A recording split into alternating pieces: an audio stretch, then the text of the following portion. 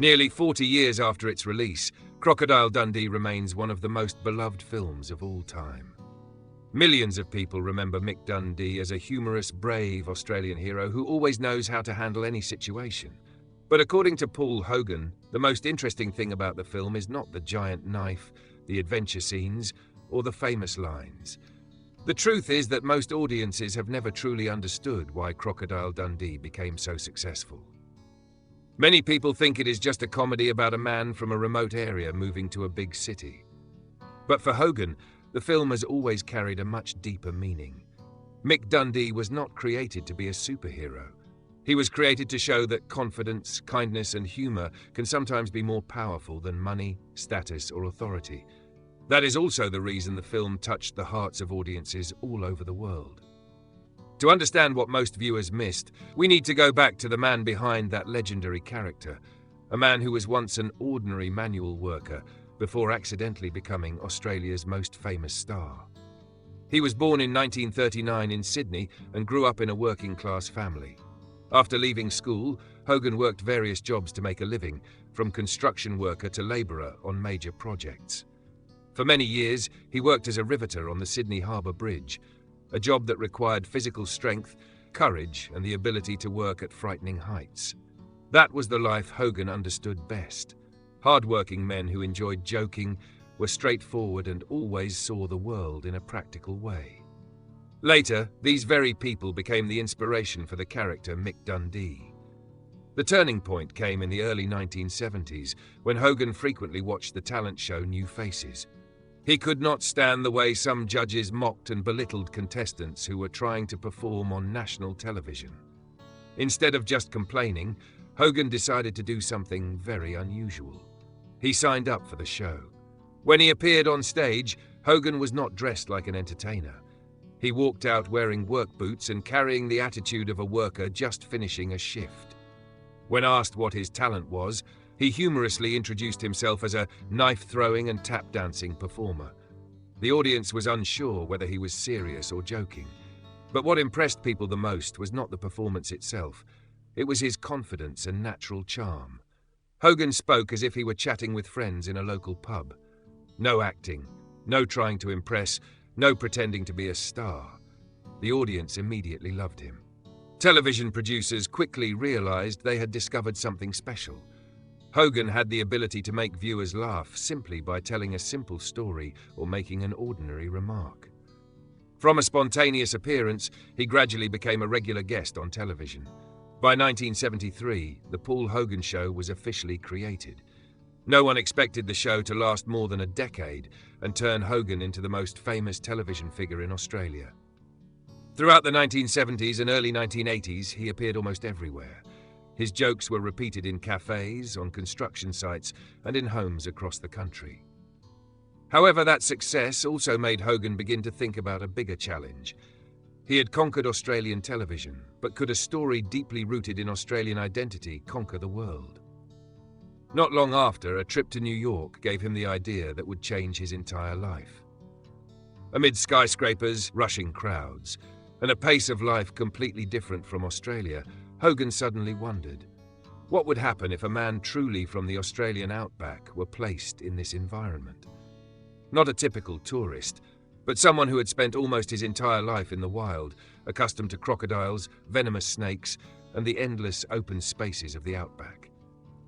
That question quickly developed into the foundation of the entire film.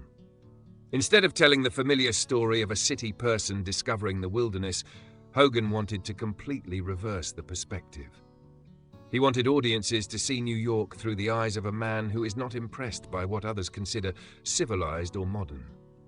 To Mick Dundee, a 6-meter crocodile is far more remarkable than a 100-story skyscraper.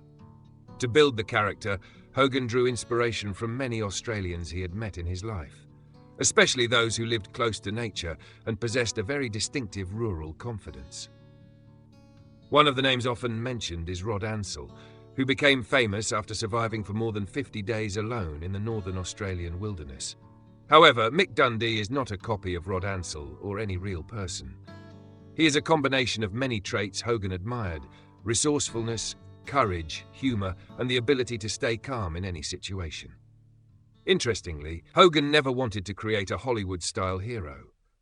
Mick Dundee is not wealthy, does not have a perfect appearance, and does not possess extraordinary abilities. He is simply an ordinary man who feels comfortable being himself. That confidence became the character's greatest strength.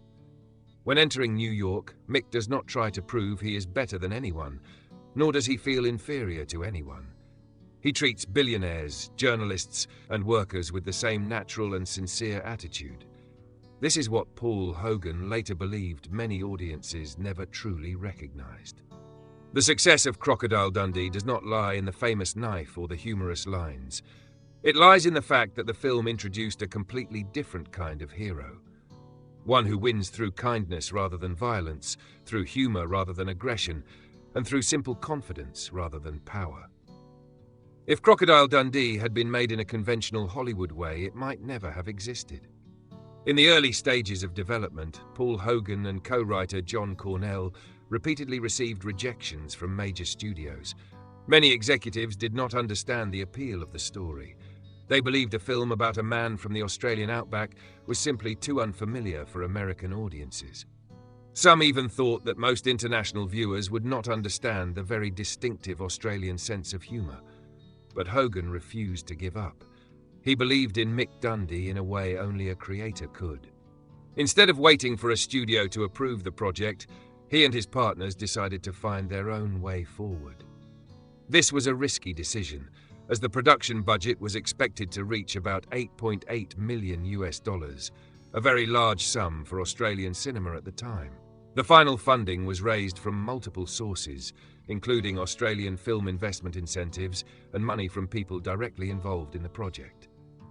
In other words, many members of the crew essentially risked their financial future on the success of the film.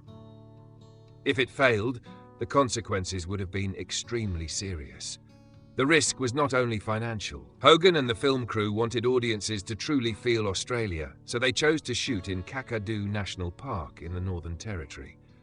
Today, Kakadu is a famous tourist destination, but in the mid-1980s it was still relatively unknown, even to many Australians. Filming conditions were extremely harsh. High temperatures, difficult terrain, and the presence of wild animals made production far more challenging than in controlled Hollywood studios. After filming in Australia, the crew moved to New York.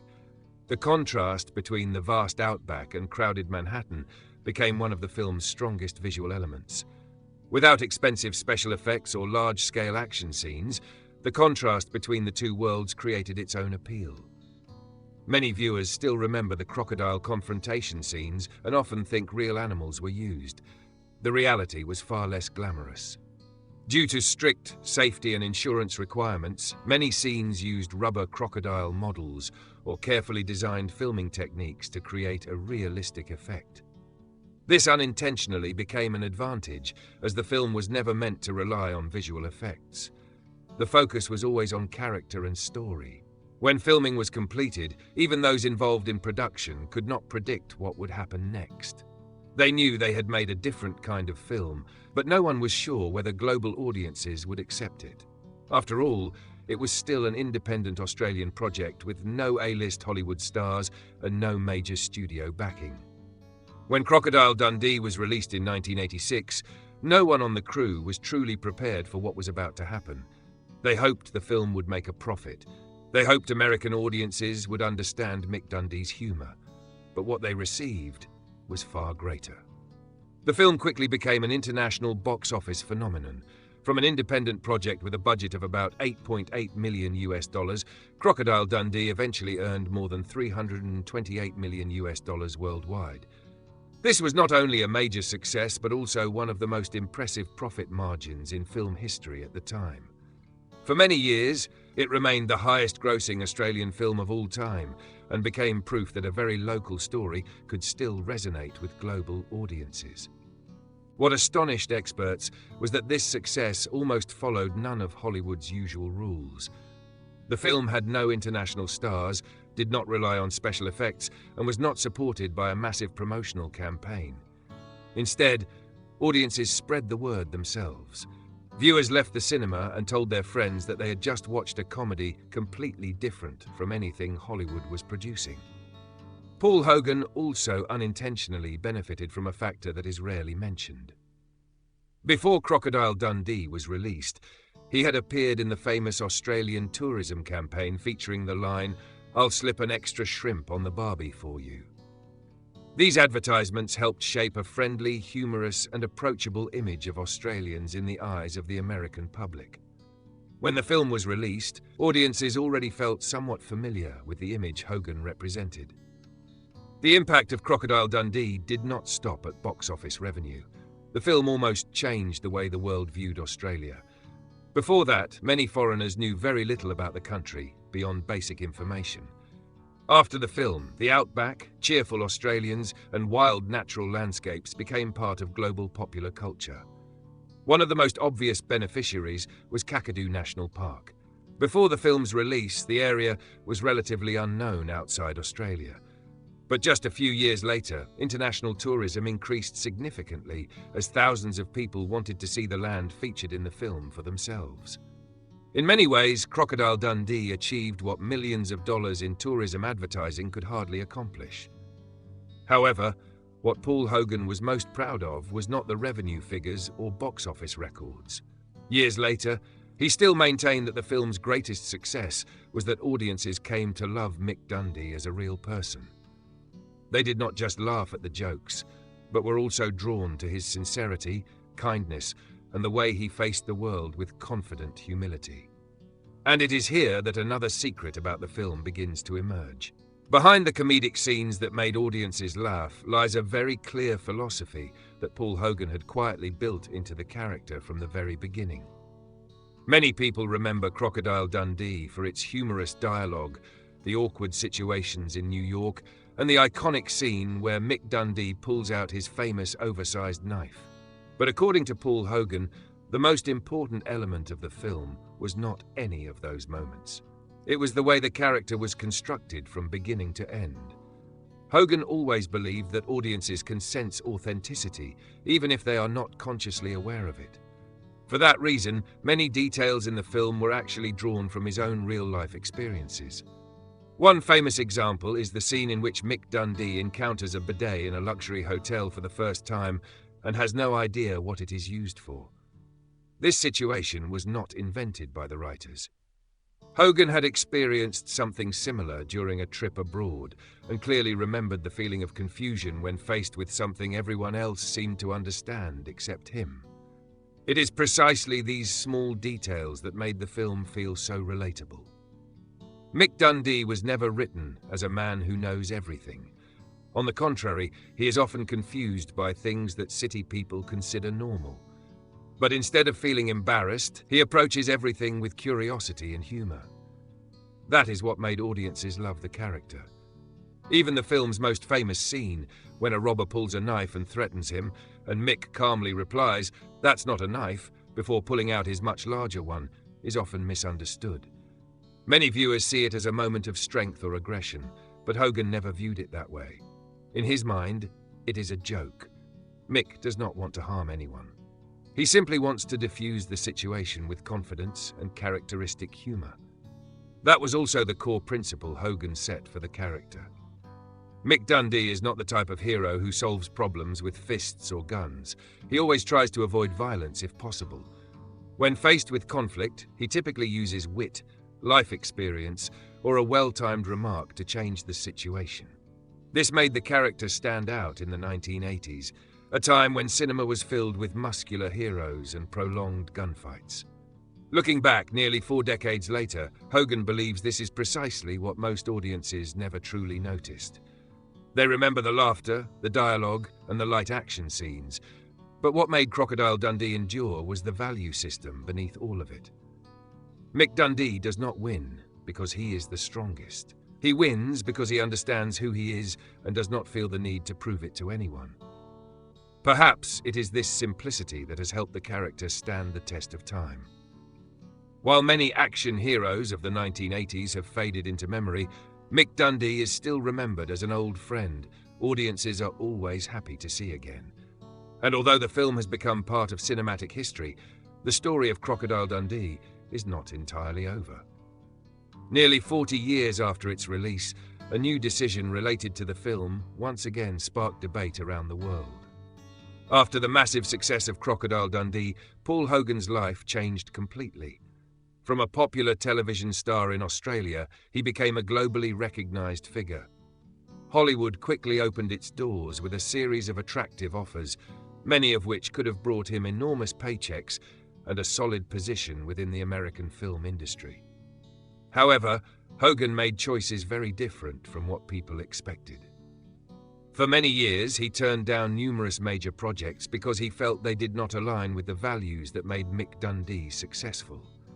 He even admitted that he was not interested in overly violent roles or characters that were completely opposite to the approachable image audiences loved.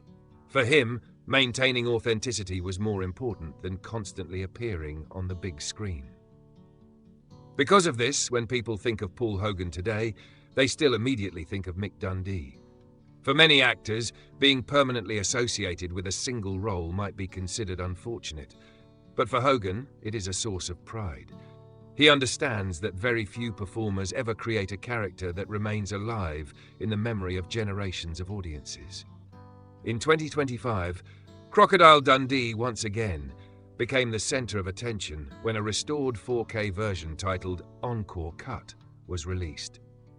The new version featured improved image and sound quality, while also removing several minutes of content that distributors believed no longer aligned with contemporary social standards. This decision immediately sparked a major debate. Some argued that the edits were necessary to allow the film to be introduced to new audiences without causing misunderstandings or negative reactions. From this perspective, the work needed adjustments to fit today's cultural context. On the other hand, many longtime fans strongly disagreed. They argued that a film is a product of the era in which it was created, and removing or altering content is equivalent to rewriting history. In their view, instead of changing old works, audiences should be helped to understand the historical and cultural context in which the film was made. The debate remains unresolved, but it highlights an important fact. Nearly 40 years after its release, Crocodile Dundee still has the power to capture public attention and spark discussion. Very few films manage to sustain such long-lasting relevance. Perhaps that is the clearest sign of a classic work. Not box office revenue or awards, but the ability to remain part of conversations across generations, long after the cinema lights have gone out. Looking back on this journey, what is truly remarkable is that an ordinary working man from Sydney was able to change the way the world viewed Australia through a simple story, an authentic character, and a very distinctive sense of humour. And perhaps that is the real secret many viewers never realised about Crocodile Dundee. The film was never successful because of action scenes or famous lines. It succeeded because it made people believe that kindness, courage, and sincerity still have a place in the modern world. If you still remember Mick Dundee after all these years, let us know which moment from the film impressed you the most. And don't forget to like and subscribe to explore more untold stories behind the cinematic legends that shaped the childhood of millions of viewers around the world.